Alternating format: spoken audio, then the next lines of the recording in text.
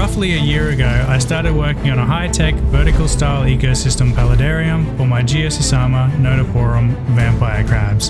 And to make things even more interesting, I opted to do it all with as few non-organic materials as possible.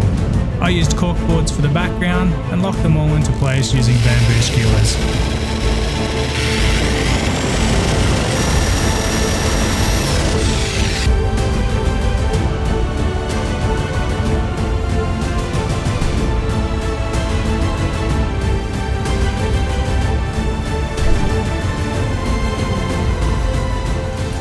I even added an awesome waterfall feature that flowed from the top of the tank to the very bottom.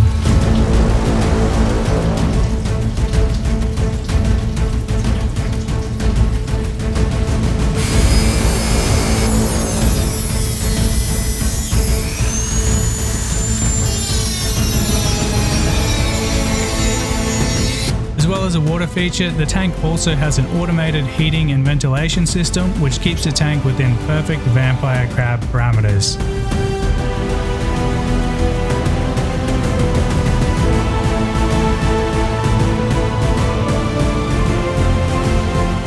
But little did I know that this particular species of vampire crab doesn't particularly like having a dedicated water section. Instead, these guys much prefer taking a little dip in pools like this bromeliad here.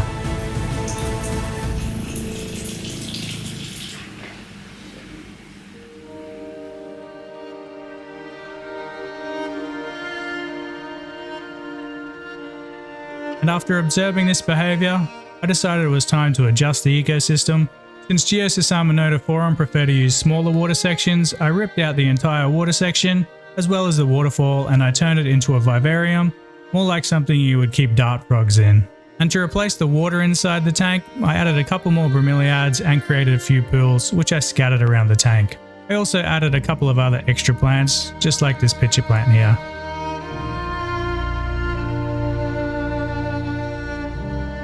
As well as a nice, lush Monte Carlo carpet across the drainage layer.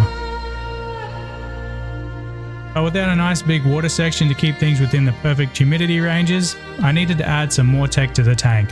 So I'm retrofitting the old waterfall channel and turning it into a mist fall using the new Exo-Terra 4.5 litre or 1.2 gallon humidifier.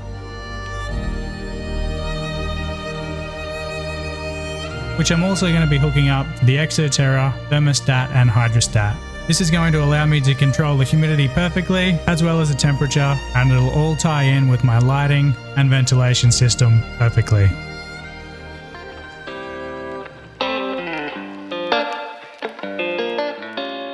This is the upgrade kit that Exo-Terra ended up sending me. It's got their new Exo-Terra humidifier, and the little extension kit you can get for it if you want to connect it up to multiple tanks, as well as their temp controller and humidity controller. Now you don't actually need the controller to use the humidifier, but it does give you more precision and more automation, but you could easily just connect it to a timer and fog your tank using a timer instead. I've done this plenty of times in the past with different foggers. Now I'm not going to go through and read out all the features and stuff for this set, but you can pause the video here and have a good look at some of the options that are available and do a bit of a deeper dive if you want. Cracking open the controller first, it's a clean looking unit with a couple of different plugs, one for the humidifier and one for your heat source. All you need to do is connect each one to the corresponding plug, then configure the settings however you like, and whatever's going to suit your animals. You'll also need to rig up the probe inside your tank, which is pretty easy. I generally like to keep mine somewhere in the middle of the tank or a little bit higher, though you do need to experiment with this a little bit just to get things right for your current situation. So next is the adapter kit, which comes with a ton of extra connectors and more silicone tubing. The silicone tubing is a really good addition. It's really flexible and really easy, and I wish more things had this stuff instead of the plain old plastic stuff. This is something I think all canister filters should be coming with by default now. It's just a lot easier to work with, and it's not so stiff and awkward. As I mentioned before, I won't be using this particular bit of kit, but it's nice to know you can set up quite a few tanks using just one humidifier. The humidifier is pretty straightforward. Just open the box, unpack everything, pop the lid off, then take out all of the connectors that are inside the system.